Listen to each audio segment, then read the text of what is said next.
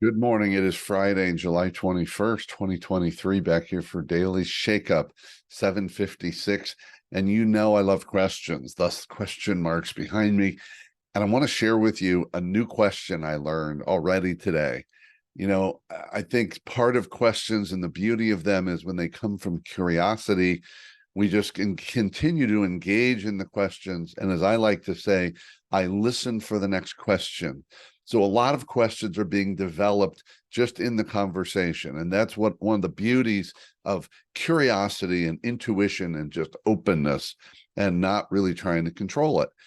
And there's value in really good questions that you use on a consistent basis. And I have quite a few of those, probably more than I even know, that I typically use in very similar situations because they've worked really well. So for example, if I'm talking to anyone and I've got a thought or some feedback, I have a habit of saying, do you mind if I ask you a question? Because it's really opening the door and seeing if they're really open to it. Now, they don't know what the question is, and it's also, to me, respectful, and it's helping to build trust in whatever level that relationship is. So sometimes scripted questions are great. I uncovered a new question today, and you may have heard it before. Awesome. Let me know if you did. I can't believe I didn't. And it's really a question we use in the sales context. However, it's something we can also use in our personal relationships. So what I love about really good questions, they apply to business and personal and relational. So here's the question. Imagine, let's first talk about it in a sales business context.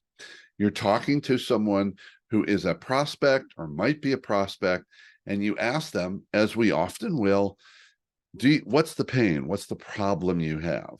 So in other words, what's the pain point? What's the problem? We're used to asking that. But here's the follow-up question that I love. Once someone has said, here's the problem, here's the pain, here's the issue, here's the impact of it, the next question is that a problem worth solving? Is that a problem worth solving?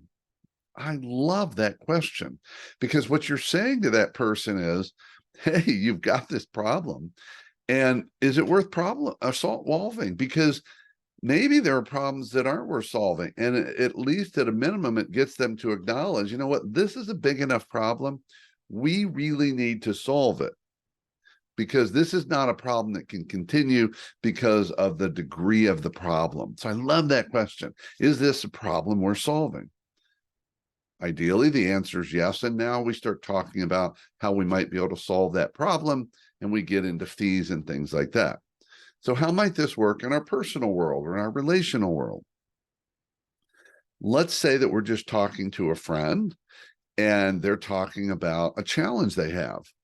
And they're talking about whether it's with themselves, maybe it's something they're saying, I'm not exercising enough. I don't feel good. My spouse or partner and I are not talking or communicating well. And what if we as a friend said, hey, what I would use, do you mind if I ask you a question? Yeah, great. Is this a problem worth solving? Which really gets into, is it worth investing your time? And more importantly, are you willing to invest time, attention, energy, maybe some money, whatever it is, to solve the problem? And it really helps the person, and even do it to yourself. Ask yourself that question, is this a problem worth solving? If it is, then start investing in whatever it takes to solve it. Maybe you decide it's not worth solving. That's possible.